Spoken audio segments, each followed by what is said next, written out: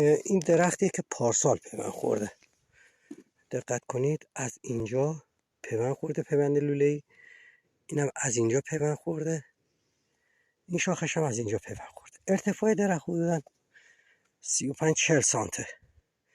خب این باد اذیتش نمیکنه.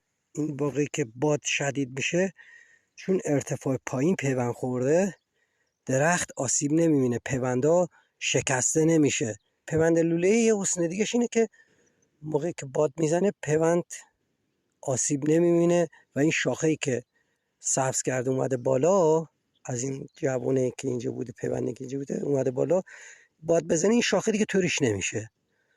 ولی پیوند شکمی وقتی باد میزنه، چون در این قسمت پیوند میخوره و قسمت بالاش حتما باد باشه، باعث شکستگی میشه از ناحیه پیوند.